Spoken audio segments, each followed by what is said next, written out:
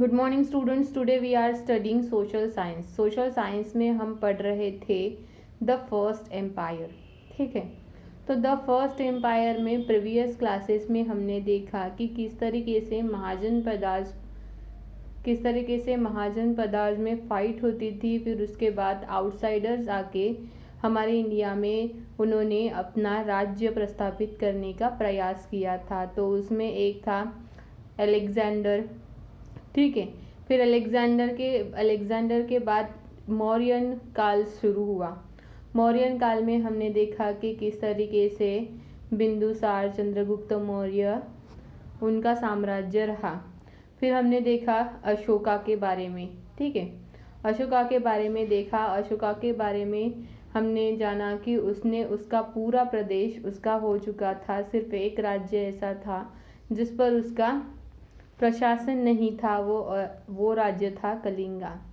कलिंगा पर उसने युद्ध छेड़ा।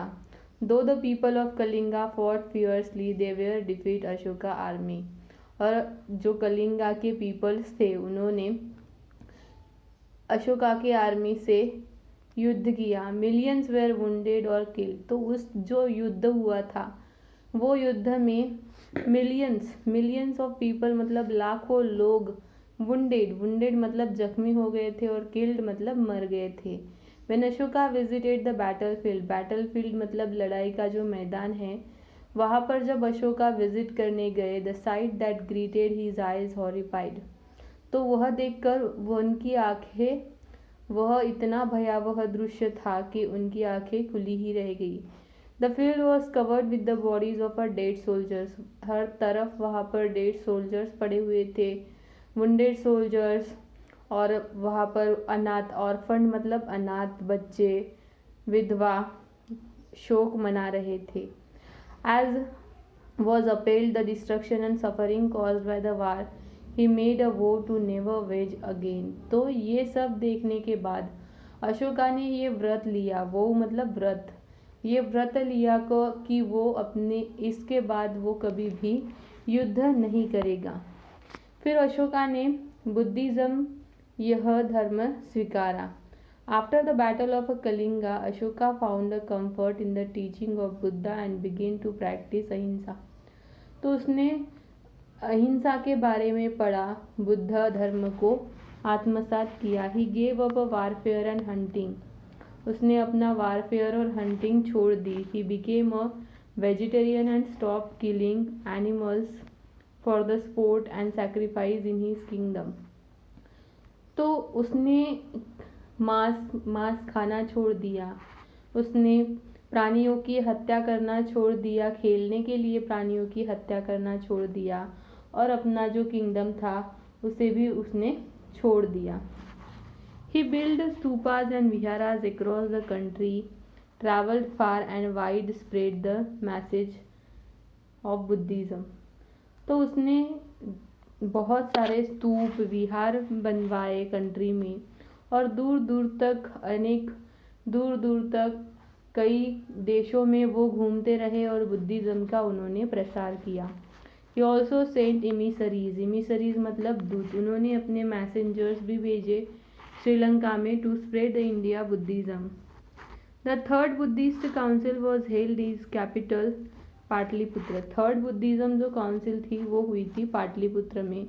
दो Ashoka was a staunch follower of Buddhism, he encourage the people to empire the practice of own religion. Ashoka कैसे था? स्टॉन्च मतलब क्या है? निष्ठावान। तो अशोक निष्ठावान हो गए थे बुद्धिज्म ये धर्म के बारे में, और उन्होंने वो धर्म के प्रसार के लिए बहुत दूर तक अपने दूत भी भेजे थे। अशोक का धम्मा, अशोका धम्मा क्या है? धम्मा मतलब क्या है कि उस स्थिति में, उस ऐसे इसमें जाना जहाँ पर वो खुद को सेटिस्फाइड मानता है। Ashoka devoted the rest his life preaching and practising dhamma. Preaching मतलब उपदेश और प्रैक्टिस किया उन्होंने, प्रयास किया धम्म में।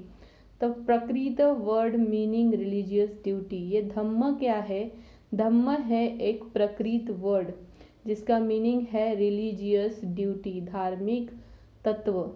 As a king, he believed that it was his duty to take care of subjects like a father take care of his children. तो एक राजा होने के बाद उसे समझ में आ गया था कि अपनी प्रजा की रक्षा करना ही हमारा धर्म है, जिस तरीके से एक पिता अपने पुत्र का रक्षा करता है. So he began to Dhamma Vijaya, conquest through Dhamma instead of Digvijaya, conquest to warfare. तो उसने धम्म का मार्ग स्वीकारा, लड़ाई युद्ध का मार्ग छोड़ दिया. Ashoka travelled all over the country to see himself the living condition of the people. Ashoka ऐसे बहुत सारे देशों में गया और वहाँ पर उन्होंने देखा. He build roads, planted shady trees along them. तो वो अपने साथ जैसे रोड बनवाता था, ट्रीज को प्लांटेड करता था, शेडी ट्रीज को प्लांटेड करता था. Dug well and built rest houses and hospitals. उसने हॉस्पिटल्स बनवाए पीपल्स और एनिमल्स के लिए सेवाएं दी. He appointed a special officer called Dhamma Mahamatya. Dhamma Mahamatya मतलब क्या है? एक मैसेंजर जैसे उन्होंने भेजा था. To spread the message of Dhamma throughout the empire. अपने पूरे साम्राज्य में धम्म का मैसेज देने के लिए उसने धम्म महामत्य मतलब एक स्पेशल ऑफिसर अपॉइंट किया था. He asked his governor to be kind and not be impatient और वायलेंट विद द पीपल.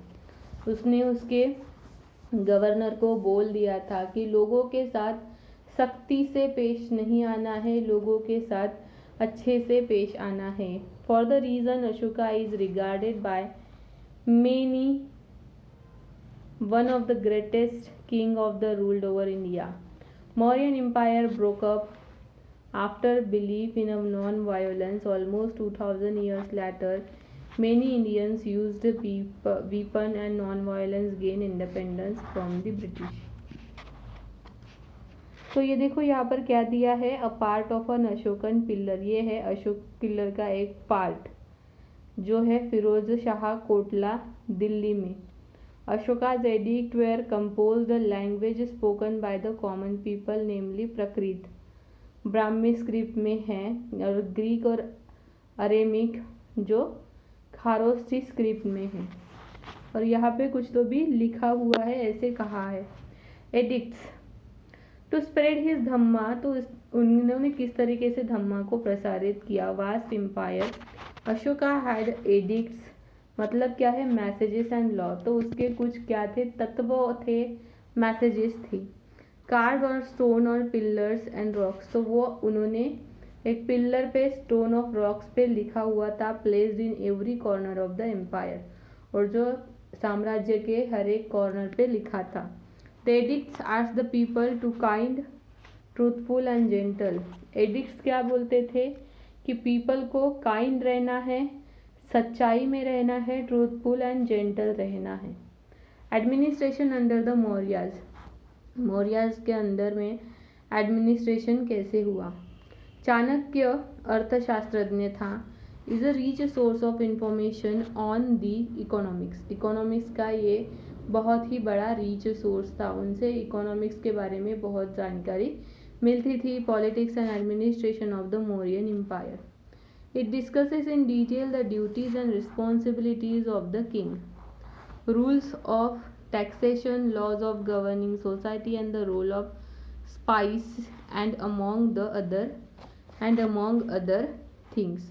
तो वो वहाँ पर क्या होता था, सभी टाइप के डिस्कशंस, टैक्सेशन पे, गवर्निंग सोसाइटी पे, ड्यूटीज़ क्या है, रिस्पॉन्सिबिलिटीज़ क्या है, जासूस एंड अदर थिंग्स के बारे में.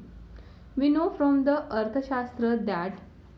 हम क्या पढ़ते हैं अर्थशास्त्र से? The Mauryan empire was divided into provinces, each under a prince और a member of a royal family. Mauryan empire किसके साथ डिवाइड किया हुआ है? प्रिंस मतलब राजा और उनकी जो रॉयल फैमिली है उसमें. Officers called Mahamatyas. और जो ऑफिसर रहते हैं उन्हें क्या कहा है? महामत्या. मतलब special officer and council of minister assisted these princess.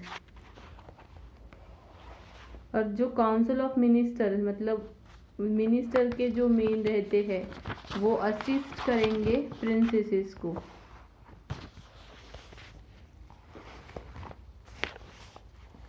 The provinces were divided into districts were administrating by governors. The districts were further subdivided into villages. तो district फिर क्या होता था, villages में divide होता था. There were officers appointed at the level who ensure the people paid taxes and abided by the law. They also saw that defaulter were punish. तो उन्होंने क्या देखा और कि defaulter were punish some of the important officers in the administration were the governor accountant maintain the land record and kept the census population and the tax collector. तो जो minister रहते थे उनके अलग अलग जो पद रहते थे तो वो क्या करते थे, अलग अलग रिकॉर्ड्स रखते थे, जैसे लैंड रिकॉर्ड है, टैक्स कलेक्टर है, सेंसस पॉपुलेशन का है, तो ये सारा। The empire had a large army consisting of elephants, horses, food soldier, protect empire, ensure peace and stability. तो पीस एंड स्टेबिलिटी शांति और सुरक्षा के लिए, जैसे पूरे एम्पायर में साम्राज्य में एनिमल्स भी रहते थे, लार्ज आर्मी रहती थी एनिमल्स की, उसमें एलिफेंट्स रहते थे, हॉर्स रहते थे, सोल्जर्स रहते थे, जो क्या करते थे पूरे एम्पायर को प्रोटेक्ट करते थे। Right values we learn that Ashoka wanted to conquer Kalinga so badly that wage war cause massive destruction. There could be many things that we want badly in life, but everything comes in a cost. And we must always be aware this cost. If our desire for something will end up hurting others, we should let that desire go. We should never hurt other people by word or action in our quest for a personal glory. तो students ये आपको पढ़ना है कि हमने इस यहाँ में राइट वैल्यूज़ मतलब हमने यहाँ पर क्या सीखा कि अगर वो युद्ध न होता, कलिंगा का युद्ध न होता तो कभी भी अशोका का परिवर्तन ना होता, और अशोका का परिवर्तन ना होता तो कभी वो धम्म के बारे में नहीं जानते, धम्म के बारे में नहीं जानते तो कभी धम्म इतना प्रसारित नहीं होता। तो यहाँ पे दी है कि वैल्यूज़ हमने क्या सीखा वो। Decline of the Mauryan empire. अब मौर्यन एम्पायर का पतन, डिक्लाइन मतलब पतन, किस तरीके से वह खत्म होते गया। After the death of Ashoka in 232 BCE, 232 साल पहले, the Mauryan empire decline rapidly. Some of the reasons, उसके कुछ रीजन्स यहाँ पर दिए हैं, जैसे The king who succeeded Ashoka were a weak and unable the vast empire together. King who succeeded Ashoka were a weak. Ashoka के बाद जो किंग आया, ठीक है, अशोका के बाद जो किंग आया वो वीक था, मौर्यन एम्पायर के लिए वो कैसे था, वीक था। Unable to get a vast empire together, उसने उतना साम्राज्य का विस्तार नहीं किया था। As the administration broke down, communication with and control over the distant part of the empire become difficult. और जैसे एडमिनिस्ट्रेशन बंद हो गया तो कम्युनिकेशन भी बंद हो गया, और डिस्टेंस पार्ट मतलब दूर दूर के जो साम्राज्य थे उनका कोई संपर्क न रहा। The policies ahimsa Dhamma Vijaya followed by Ashoka weaken the army. और जो अशोका ने अहिंसा धम्म विजया ये जो ग्रहण किया था उसकी वजह से आर्मी पूरी वीक हो गई थी। Kingdom in the border religion empire took advantage weak centre and declare the independence. तो इसका अदर जो किंगडम्स थी उसने फ़ायदा ले लिया और उसका इंडिपेंडेंस ले लिया। A great deal of money was needed to administer the vast empire and the latter rulers could not collect enough revenue for this. Finally फिर क्या हुआ, 185 BCE में Pushyamitra Shunga who was a general in the Mauryan army. Pushyamitra Shunga कौन था? General था, उसे बृहद्रथ कहते थे। The last Mauryan emperor and founded the Shunga dynasty. Brihadratha ये था लास्ट मौर्य, और पुष्यमित्र शुंग ने फिर अपनी शुंग डिनेस्टी, शुंग राजवंश चालू किया, और यहाँ पे मौर्यन डिनेस्टी खत्म हो गई। तो यहाँ पर क्या दिया है, architect art under the Mauryans. Mauryans के अंदर में आर्ट कौन से हुए, जैसे अशोका पिल्लर हमने देखा, तो अशोका पिल्लर ये यहाँ पर दिया हुआ है, ठीक है। तो इस तरीके के आर्ट्स वहाँ पर हुए थे, ये आपको पढ़ना है। Mauryans were a great patron and art in architecture crafts. People are created the masterpieces of stone and brick during the rules of Mauryas. Exquisite sculptures were made of sandstone and the terracotta. Mauryan architecture included stupas, pillars, palaces, caves, beautifully designed places. तो ये स्तूप, सांची स्तूप भोपाल में है, मध्य प्रदेश में, classic, ये सब जो था ये उन्होंने उस टाइम पे बनाया था, ठीक है। तो स्टूडेंट्स यहाँ तक हमने देखा कि किस तरीके से मौर्यन का साम्राज्य चालू हुआ और किस तरीके से मौर्यन के साम्राज्य का पतन हुआ।